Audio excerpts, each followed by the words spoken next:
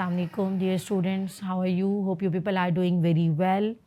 Today we are moving with the second half of chapter number 3, feasibility analysis. In the previous lecture, we started chapter 3 and discussed the two important parts of feasibility analysis, product and service feasibility. In the product and service feasibility, we have checked the desirability and demand. And in the industry and the target market feasibility, we have noticed the industry attractiveness and the target market attractiveness. So today we will continue with the second half of the chapter where we focus on the two more important aspects. We have the organizational feasibility, and in organizational feasibility we will discuss the management prowess, we have the resource sufficiency, we have the next financial feasibility. And in financial feasibility, we will be moving towards the financial feasibility as we will discuss the total startup cash needed in financial feasibility and the financial performance of similar businesses.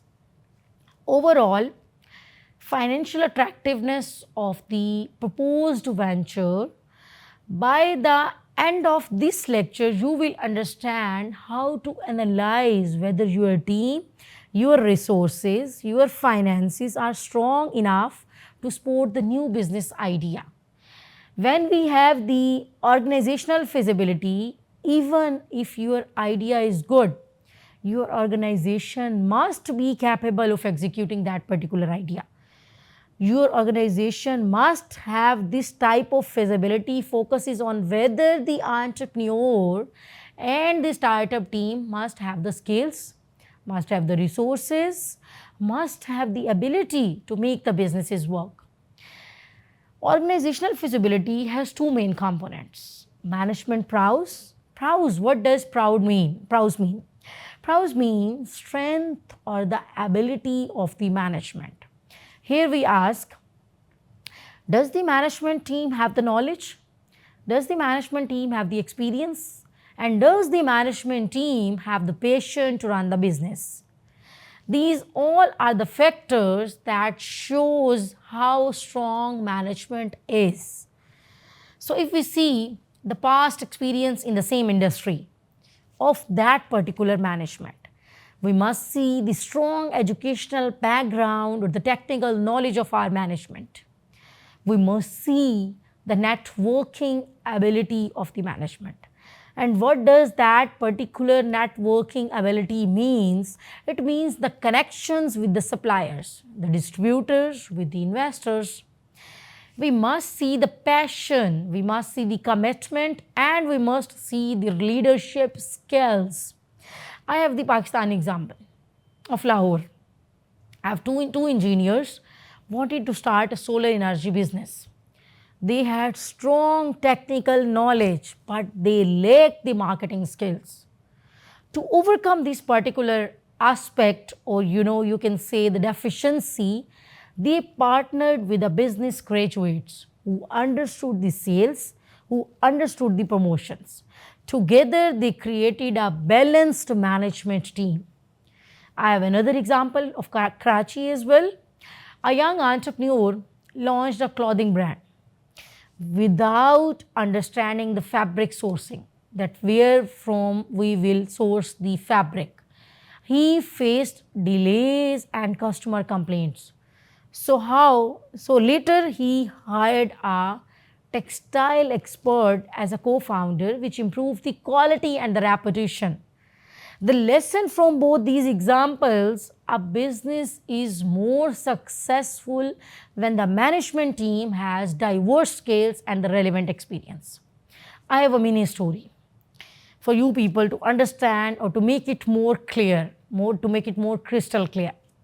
Think of a cricket team.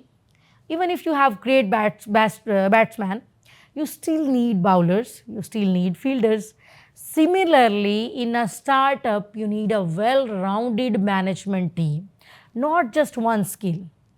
So the next feasibility, we will be checking the resource sufficiency in the organizational feasibility.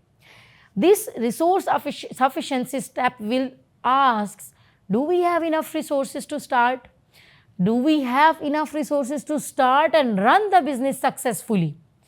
The resources which we must have for the sake of checking the organizational feasibility includes human resources, skilled employees, advisors, mentors. We have the physical resources. And what does that physical resources mean? We must have the office space, we must have the equipments, we must have the raw materials, and the next we must have the intellectual resources as well. We must have the brand name, the website, the patent, the trademark, the copyright. So the next we have the social resources. And what does that social resources means? Social resources means the professional networks, the contacts in the industry. If I give you the example of Islamabad, in Islamabad, a startup wanted to launch a ride-hailing app. They had coding skills but no drivers. Before launching, they signed agreements with 200 drivers, ensuring that sufficient human resources. If I have another example, a group of student or a student wanted to start a digital printing business but only had one small printer. Orders kept getting delayed. After arranging additional printers through a rental service, he met the demand. So what was the lesson from these examples of the stories? The lesson we got from these examples that lack of resources can kill the business idea. Even if the demand is high, entrepreneurs must carefully check if they have the minimum resources before launching. I have a question from you people. Either you are getting my point or not. If you wanted to launch a food business on campus tomorrow, for example, in your university campus, if you want to launch a food business, so what type of resources would you need to have before starting? Just think about that question. So the next I have the financial feasibility. Even the business idea is best. So the best idea, in fact, even the best idea cannot succeed without financial planning. Financial feasibility will check whether the proposed business is financially realistic or not.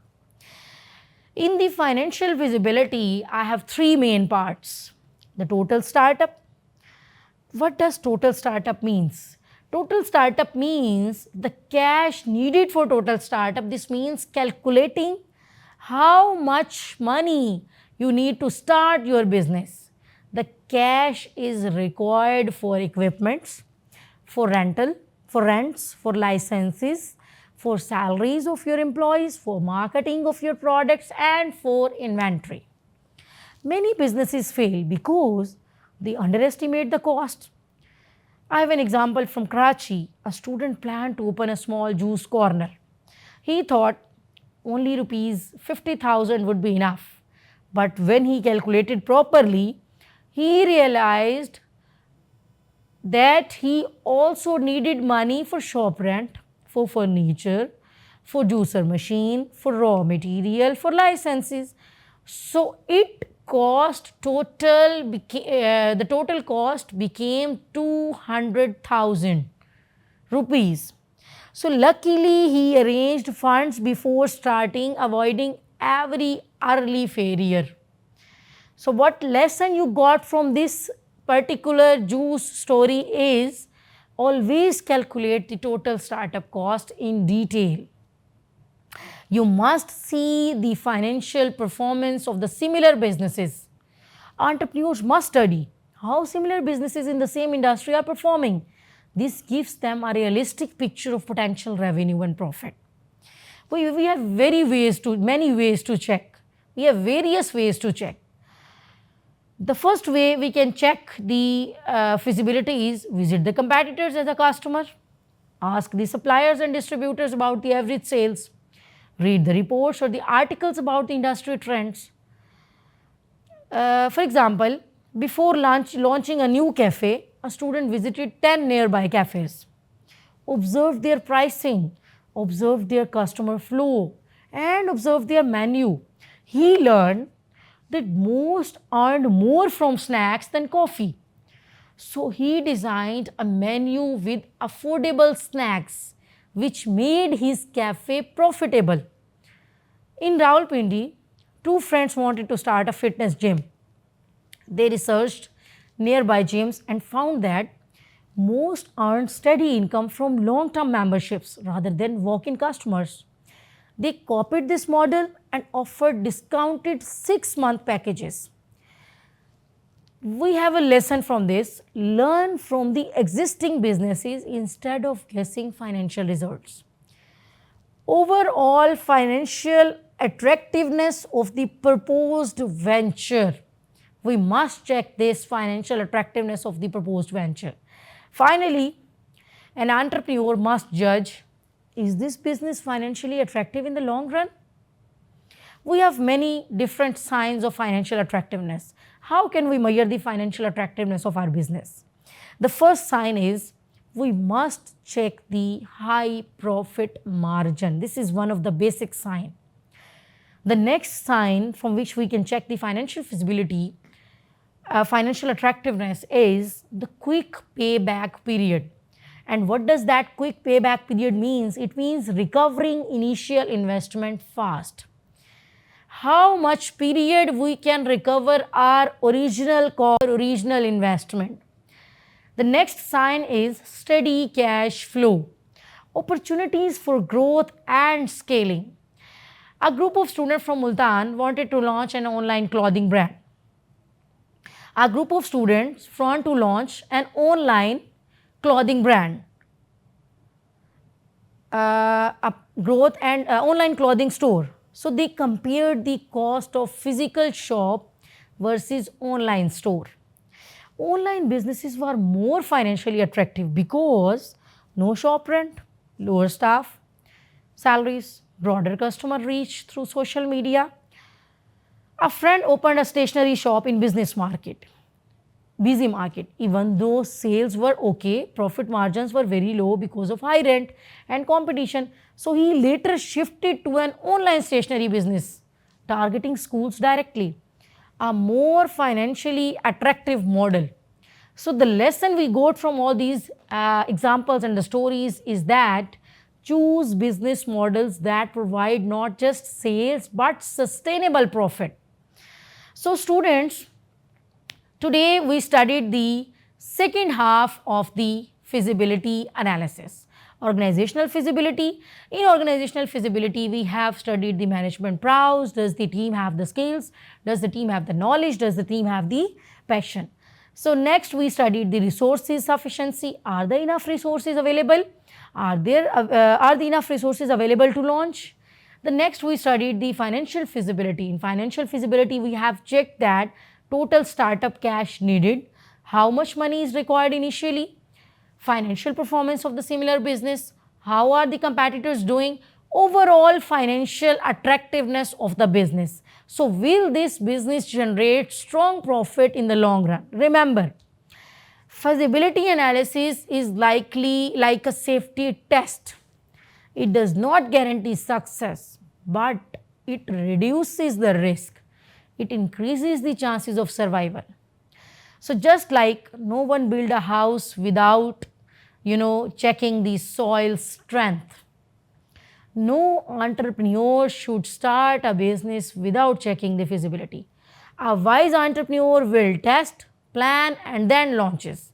That is the difference between failure and the success. Thank you.